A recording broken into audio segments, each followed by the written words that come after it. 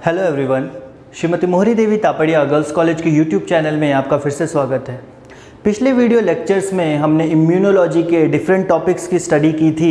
Immunology का हमने एक पूरा स्ट्रक्चर देखा था, मैकेनिज़्म देखा था, innate immunity, adaptive immunity, antigens and antibodies के बारे में पढ़ा था।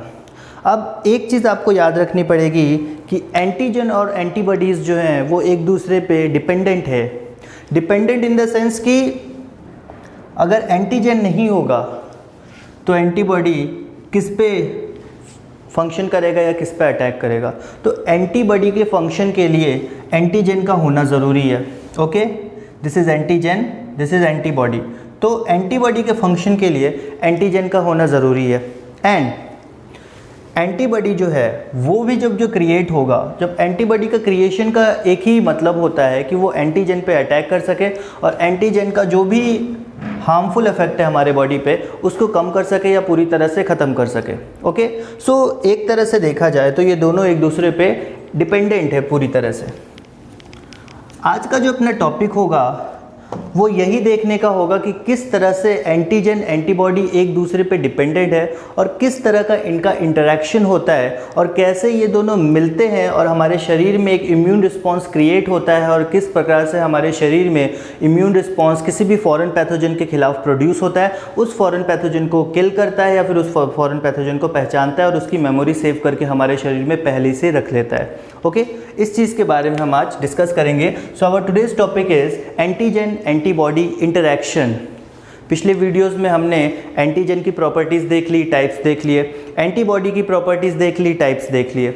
उसके पहले हमने जो भी इम्यून सेल्स थे हमारे बॉडी में उन इम्यून सेल्स के बारे में देख लिया। फैगोसाइटिक सेल्स क्या होते हैं उनको भी देख लिया, किलर सेल्स क्या होते हैं उनके बारे में भी पढ़ लिया था और मेमोरी सेल्स क्या होते हैं उनके बारे में भी पढ़ लिया था। तो आज हम देखेंगे उन सब का फंक्शन क्या होता है इस एंटीजन एंटीबॉडी इंटरेक्शन में। Okay, so will start. अब इतना तो आप सबको पता है कि हमारे शरीर में कोई भी फॉरेन मॉलिक्यूल्स आता है उसको अपन क्या बोलते हैं, एंटीजन। ओके, कोई भी बाहर से अगर फॉरेन पार्टिकल है, एफपी फॉरेन पार्टिकल, वो बाहर से हमारे शरीर के अंदर आया तो वो है आपके लिए एंटीजन। वैसा मॉलिक्यूल जो कि जनरेशन कैपेसिटी रखता है किस चीज़ की, एंटीबॉडी के जनरेशन की कैपेसिटी रखता है हमारे बॉडी में, बाहर से मॉलिक्यूल आया है, फॉरेन मॉलिक्यूल है। अब जैसे ही एंटीजन हमारे शरीर के अंदर आएगा वैसे ही हमारे शरीर में कुछ सेल्स होते हैं ब्लड स्ट्रीम में, मैंने बताया था, जिनको फैगोसाइटिक सेल्स कहते हैं। फैगोसाइटिक सेल क्यों बोलते हैं, क्योंकि वो फैगोसाइट करते हैं, इनगल्फ कर लेते हैं, इनगल्फ कर लेते हैं किसी भी सब्सटेंस को, किसी भी मॉलिक्यूल को या किसी भी पैथोजन को। तो ये इसका इंटरेक्शन होगा किससे, फैगोसाइटिक सेल से। यहाँ पे है फैगोसाइटिक सेल। ओके, यहाँ पे फैगोसाइटिक सेल आ गया, यहाँ पे है एंटीजन। तो एंटीजन का इंटरेक्शन पहले फैगोसाइटिक सेल से हुआ और फैगोसाइटिक सेल ने इस एंटीजन को क्या किया, इनगल्फ कर लिया या फिर अपन बोले तो इंजेस्ट कर लिया। ओके, अंदर ले लेना, इंजेस्ट कर लेना। तो फैगोसाइटिक सेल ने एंटीजन को इंजेस्ट कर लिया।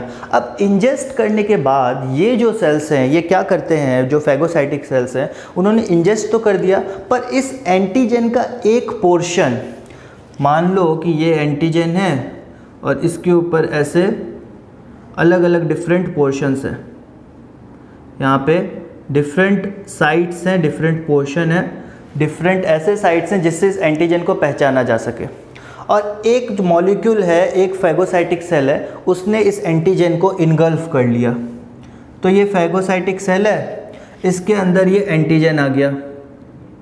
तो इसके अंदर जो ये साइट्स है, रिकॉग्निशन साइट्स इसके, वो तो अंदर रहेंगे, पर फैगोसाइटिक सेल ये ध्यान रखेगा कि इसका एक या दो जो बाइंडिंग साइट्स है वो हमारे सेल के बाहर भी रहे।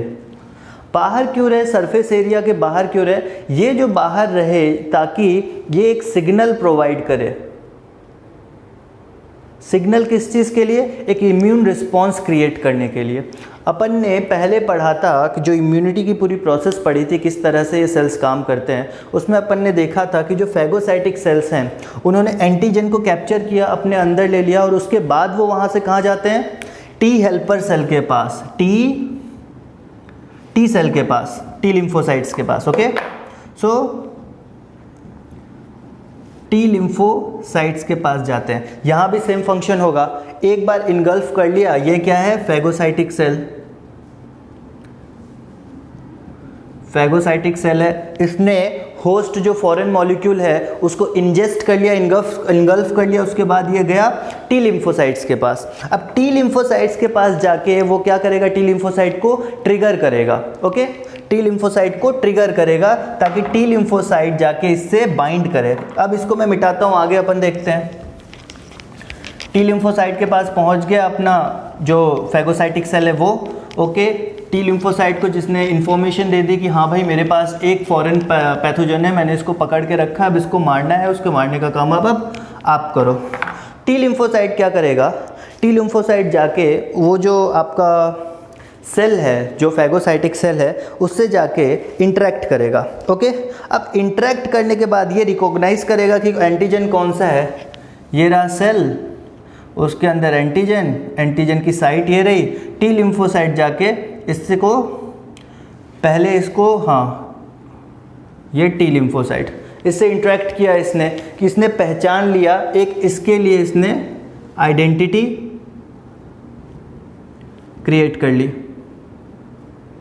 ओके, एक आइडेंटिटी क्रिएट कर ली इसकी, अपने मन में एक मेमोरी बना ली कि हाँ ये वाला फॉरेन मॉलिक्यूल है जो हमारे अंदर आया था, और टी हेल्पर सेल ने एक बार इससे इंटरेक्ट किया था। अब जब टी हेल्पर सेल इससे इंटरेक्ट करता है तो जो आपका जो फेगोसाइटिक सेल है वो एक एंजाइम, एक केमिकल रिलीज करता है जिसको अपन बोलते हैं Lukin, आइसोल्यूकिन 1, sorry interleukin 1,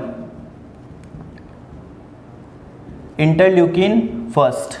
interleukin first जब ये सिक्रीट करता है वो एक तरह से सिग्नलिंग होता है टी हेल्पर सेल के लिए, ताकि इंटरल्यूकिन फर्स्ट जैसे सिक्रीट होता है वैसे ये मैसेज देता है टी हेल्पर सेल को ताकि वो सिक्रीट करे यहाँ से इंटरल्यूकिन सेकेंड, ओके।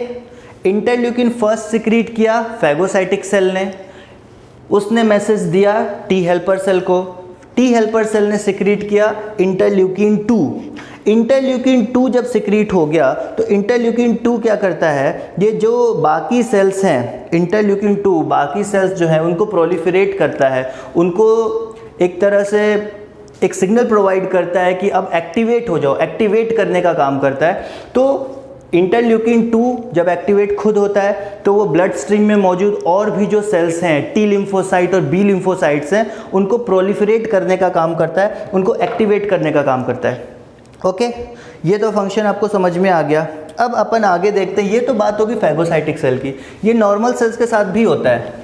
नॉर्मल कोई भी आपका जो इम्यून सेल नहीं भी है वैसे सेल भी, उसमें भी अगर कोई फॉरेन पार्टिकल आ जाता है तो वो सेल भी इस बात का ध्यान रखते हैं कि वो जो फॉरेन पार्टिकल है उसका एक पोर्शन, एक बाइंडिंग पोर्शन, एक एंटीजेनिक पोर्शन जो है, जिसको अपन एंटीजेनिक डिटर्मिनेंट साइट भी बोलते थे, वैसी एक साइट सेल सरफेस के बाहर भी रहे ताकि बाहर से जो इम्यून सेल्स आएंगे, टी सेल्स और बी सेल्स आएंगे, वो उसको पहचान सके, ओके। तो टी जो हेल्पर सेल है, ये तो नॉर्मल सेल्स की भी बात हो गई कि नॉर्मल सेल में भी ऐसे फंक्शनिंग्स होते हैं। तो टी हेल्पर सेल जो है उसने इंटरल्यूकिन 2 सिक्रीट किया जिससे बाकी के जो एंजाइम्स, बाकी के जो सेल्स हैं वो एक्टिवेट हो गए। अब टी हेल्पर सेल किसको इंड्यूस करेगा, मैंने पहले भी बताया था, टी हेल्पर सेल इंफॉर्मेशन लेके किसके पास जाएगा, बी सेल्स के पास। बी सेल्स के पास लेके इन्फॉर्मेशन गया T helper cell, B cell के पास इन्फॉर्मेशन लेके गया कि भाई एक फेगोसाइटिक सेल था, उसने एक पकड़ा था फॉरेन मॉलिक्यूल, उसका इन्फॉर्मेशन मैं लेके आया हूँ, अब आप उसकी इन्फॉर्मेशन लो और उसको ख़त्म कर दो, ठीक है। बी लिम्फोसाइट के पास इन्फॉर्मेशन आ गई। अब बी लिम्फोसाइट के पास ये इन्फॉर्मेशन आई तो बी लिम्फोसाइट क्या करेगा, दो तरह के काम होते हैं। बी लिम्फोसाइट डिवाइड होता है दो पार्ट में, एक होता है प्लाज्मा सेल। अब प्लाज्मा सेल क्या करता है, अब बी लिम्फोसाइट है, एक सेल है बी लिम्फोसाइट। प्लाज्मा सेल जो है वो बड़े साइज का एक और सेल होता है जो कि बी लिम्फोसाइट से डिराइव्ड होता है। तो बी लिम्फोसाइट कन्वर्ट हो जाएगा प्लाज्मा सेल्स में और ये रैपिडली ग्रोथ करेंगे। एक प्लाज्मा सेल से दूसरा प्लाज्मा सेल बनेगा, 2 से 4 बन जाएंगे, 4 से 8 बनेंगे और ऐसे करके प्लाज्मा सेल जो है वो बनते रहेंगे, डिवाइड होते रहेंगे। तो बहुत सारे जब प्लाज्मा सेल बन जाते हैं ना, तो ये प्लाज्मा सेल क्या करते हैं, ये प्लाज्मा सेल्स जो हैं वो एंटीबॉडी का निर्माण करते हैं। ये प्लाज्मा सेल क्या करते हैं, एंटीबॉडीज़ का निर्माण करते हैं। ओके, तो प्लाज्मा सेल बन जाएंगे बहुत सारे। प्लाज्मा सेल बनने के बाद ये क्या करेंगे, formation of antibody, plasma cell formation of antibody करेंगे। और एंटीबॉडी का फंक्शन क्या रहता है, एंटीजन से बाइंड करके एक सिग्नल प्रोवाइड करना किलर सेल्स के लिए या फैगोसाइटिक सेल के लिए कि आके इस मॉलिक्यूल को मार दो। तो बी सेल्स जो हैं वो प्लाज्मा सेल में कन्वर्ट होते हैं और बहुत सारे एंटीबॉडी क्रिएट करते हैं। पूरे ब्लड स्ट्रीम में एंटीबॉडी फैल जाते हैं उस पर्टिकुलर एंटीजन के लिए जिसकी इंफॉर्मेशन फैगोसाइटिक सेल ने टी हेल्पर सेल को दी और टी हेल्पर सेल ने बी सेल को दी। तो बी सेल 2 पार्ट में डिवाइड हो गए, एक प्लाज्मा सेल जो बहुत सारे पार्ट्स में डिवाइड होते हैं और एंटीबॉडीज़ का फॉर्मेशन करते हैं, और जो दूसरे सेल्स होंगे बी सेल वो होंगे मेमोरी सेल। अब मेमोरी सेल क्या करते हैं, मैंने बताया था, ये चीज़ पहले भी बताई थी कि जो बी सेल्स है हमारा एडेप्टिव इम्यूनिटी इसी चीज़ पे बेस्ड है, मेमोरी पे बेस्ड है। एडेप्टिव इम्यूनिटी हमारा जो है पूरी तरह से मेमोरी पे बेस्ड है, क्योंकि अगर मेमोरी नहीं रहेगी तो हम आगे आने वाले टाइम में अगर वो फॉरेन पैथोजन हमारे अंदर वापस अटैक करता है, वापस अंदर आता है, तो हम उसको पहचान ही नहीं पाएंगे और उससे लड़ ही नहीं पाएंगे और हम खुद से वापस बीमार पड़ जाएंगे। सो मेमोरी का रखना भी बहुत ज़्यादा ज़रूरी है। तो दूसरा बनता है मेमोरी सेल। अब ये मेमोरी सेल क्या करता है, मेमोरी सेल उस पूरे के पूरे एंटीजन को, उस पैथोजन के सारे साइट्स को रिकॉग्नाइज करके रखता है, मतलब ध्यान में रखता है कि हाँ हमारे शरीर में दोबारा कभी भी ये मॉलिक्यूल आएगा। और जो मेमोरी सेल है वो बहुत डिकेड्स तक एक्टिव रहता है। हमारे शरीर में कभी भी वापस यही सेम पैथोजन अगर आएगा तो ये मेमोरी हमारे पास पहले से रहेगी कि ये आया था और हमें पता रहेगा कि इसके लिए कौन सी एंटीबॉडी निकालनी है, और बहुत फास्ट विद इन सेकेंड्स में, बहुत कम टाइम में हम उसके लिए मेमोरी हमारे पास आ जाएगी कि हाँ यही सेल हमारे पास पहले आया था, यही पैथोजन पहले आया था, और हम उसके खिलाफ एक्शन ले सकते हैं और हमारा बीमार होने का चांसेस बहुत कम हो जाता है। ओके, कल के जो कोरोना वायरस का टॉपिक था उसमें मैंने यही बताया था आपको, एक लास्ट में मैंने छोटा सा पॉइंट बताया था कि साइंटिस्ट किस तरह का काम कर रहे हैं कि हम एक ऐसा वायरस इंजेक्ट करें लोगों के शरीर में जो बहुत कम पावर का हो, बस इतना ही पावर हो उसके अंदर कि वो अंदर जाए पर किसी भी टाइप का इन्फेक्शन क्रिएट ना करे, पर एक जो इम्यून रिस्पॉन्स है उसको इंड्यूस कर दे। उससे क्या होगा, हमारे शरीर में एंटीबॉडी का निर्माण होना स्टार्ट हो जाएगा उस पर्टिकुलर पैथोजन के प्रति। उस पर्टिकुलर पैथोजन के खिलाफ जब एंटीबॉडी का निर्माण होना स्टार्ट हो जाएगा तो उस एंटीबॉडी के खिलाफ, उस पैथोजन के खिलाफ हमारे शरीर में एंटीबॉडी बन गया। अब वो एक्चुअल जो पैथोजन है कभी भी हमारे शरीर के अंदर आएगा और हमारे शरीर के अंदर आके हमें डिजीज़ कॉज करने की कोशिश करेगा, तो हमारे शरीर में उसके प्रति एंटीबॉडीज़ पहले से प्रेजेंट होंगे जो उस पर अटैक करेंगे उस समय, और हमारे शरीर को कभी भी किसी भी टाइप की बीमारी होने से उस पैथोजन से बचा लेंगे। सो ये पूरा बेसिक कॉन्सेप्ट है बी सेल के मेमोरी सेल में कन्वर्ट होने का। प्लाज्मा सेल तो एंटीबॉडी में कन्वर्ट हो जाते हैं, एंटीबॉडी में कन्वर्ट होने के बाद हमें जितने भी एंटीबॉडीज रिलीज करते हैं और उस फॉरेन पैथोजन को उस समय के लिए मार देते हैं। पर मेमोरी का रखना इसलिए ज़रूरी है ताकि वो फॉरेन पैथोजन अगर दोबारा भी आए तो हम उसको पहचान के मार सकें। ओके, तो अपन ने यहाँ पे क्या देखा, स्टार्टिंग सब कहाँ से हो रहा है, एक पैथोजन है, पैथोजन। ओके, वो पैथोजन आपके शरीर में होते हुए बाहर से आउटर इन्वायरमेंट से आपके ब्लड स्ट्रीम में आ गया। ओके, एक पैथोजन है आउटर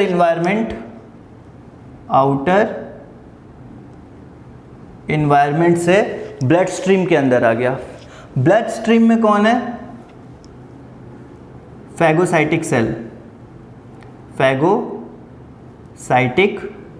सेल। ब्लड में कौन है, फैगोसाइटिक सेल। वो क्या करेंगे, इसको इंजेस्ट कर लेंगे। वो क्या करेंगे, इंजेस्ट कर लेंगे, मतलब घोंट लेंगे, निगल लेंगे। तो पैथोजन आउटर एनवायरनमेंट से ब्लड स्ट्रीम में आया, ब्लड स्ट्रीम में फैगोसाइटिक सेल पहले से प्रेजेंट है, वो उसको इंजेस्ट कर लेंगे। इंजेस्ट करने के बाद क्या करेंगे,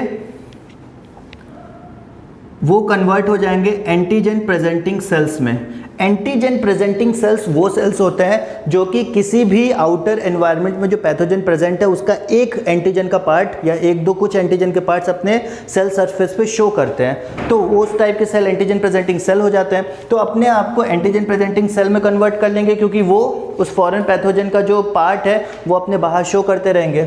फिर ये किससे कंबाइन करेंगे, टी हेल्पर सेल से। टी हेल्पर सेल के पास जाएंगे।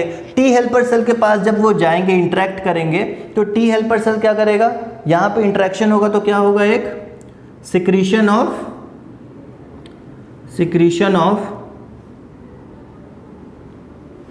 इंटरल्यूकिन, सिक्रीशन ऑफ इंटरल्यूकिन 1, यहाँ पे सिक्रीशन ऑफ इंटरल्यूकिन 1 होगा। जब टी हेल्पर सेल के पास वो जाएंगे, इंटरल्यूकिन 1 होगा, और टी हेल्पर सेल जो है, T helper cell secrete interleukin 2। T helper cell interleukin 2 करेगा। सिक्रीशन ऑफ इंटरल्यूकिन 1 किसके द्वारा होगा, by phagocytic cell.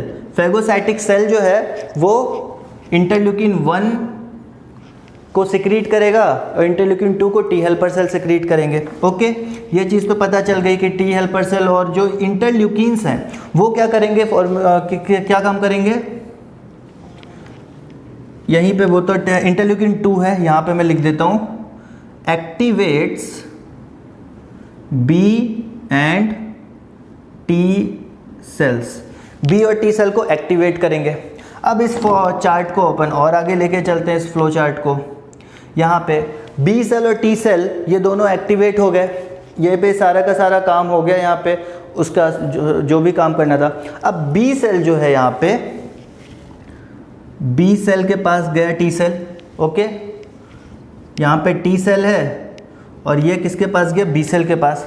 B cell divide होगा 2 पार्ट में, एक यहाँ पे आपका permanent memory cell, memory cell बन गया। मेमोरी सेल का काम है वो लास्ट तक चलता रहेगा और कई दिनों तक वो मेमोरी सेल वैसे ही रहेगा कि बाहर से कभी भी वो फॉरेन पैथोजन वापस आए तो उसको पहचान के मार सके।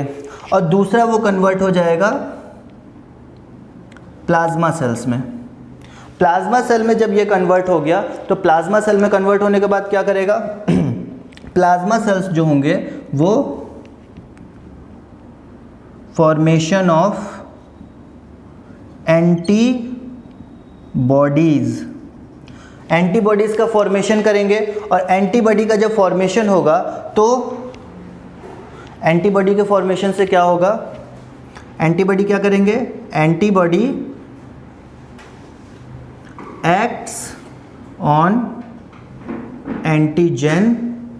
एक्ट्स ऑन की जगह आप बाइंड्स भी लिख सकते हो, बाइंड्स ऑन एंटीजन, एंटीजन पे बाइंड करेंगे।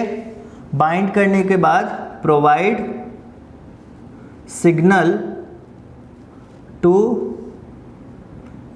Killer cells. किलर सेल को सिग्नल प्रोवाइड करेंगे और किलर सेल फाइनली क्या करेगा, किल्स दी पैथोजन को किल कर देगा। तो ये पूरा एक फ्लो चार्ट है आपके इस मैकेनिज्म का कि पैथोजन आया शरीर में, ब्लड स्ट्रीम में गया, वहाँ पे फैगोसाइटिक सेल थे, उसको इंजेस्ट कर लिया। इंजेस्ट करने के बाद एक उसका पार्टिकल अपने सेल के वॉल के बाहर दिखा रहे थे या सेल सरफेस के बाहर दिखा रहे थे, इसलिए उनको एंटीजन प्रेजेंटिंग सेल्स बोल दिया गया। वो टी हेल्पर सेल के पास गए, जब उनसे इंटरेक्ट किया तो टी हेल्पर पर जो फैगोसाइटिक सेल है उन्होंने इंटरल्यूकिन 1 सिक्रीट किया और टी हेल्पर सेल ने इंटरल्यूकिन 2 सिक्रीट किया। इंटरल्यूकिन 2 से क्या हुआ कि जो बाकी के बी और टी सेल्स थे ब्लड स्ट्रीम में वो एक्टिवेट हो गए। फिर बी सेल्स का फंक्शन आता है कि बी सेल दो पार्ट में डिवाइड होता है। एक होता है मेमोरी सेल जो कि फ्यूचर में मेमोरी रखता है उसकी, और दूसरा होता है प्लाज्मा सेल। प्लाज्मा सेल क्या करते हैं, बहुत सारे एंटीबॉडी प्रोड्यूस करते हैं ब्लड स्ट्रीम में। वो एंटीबॉडी जाकर उस एंटीजन से बाइंड करते हैं। एंटीजन से बाइंड करने के बाद वो ऑप्सोनाइजेशन करते हैं। मैंने पहले ही बताया था ऑप्सोनाइजेशन क्या होता है। ऑप्सोनाइजेशन मतलब वो एक सिग्नल क्रिएट करते हैं, सिग्नल प्रोवाइड करते हैं किसको, किलर सेल्स को। किलर सेल जाके उस पैथोजन को किल कर देता है और हमारा शरीर बच जाता है किसी भी बाहरी मॉलिक्यूल के अटैक से, किसी भी बीमारी से। So this was our basic overview about interaction of antigen and antibody. I hope आपको ये वीडियो पसंद आया होगा और ये चीज़ें समझ में आई होंगी। अगर आपको ये वीडियो पसंद आया हो, इस वीडियो को लाइक कीजिएगा, शेयर कीजिएगा और हमारे चैनल को सब्सक्राइब कीजिएगा। मिलते हैं एक नए वीडियो में नए टॉपिक के साथ। Thank you very much.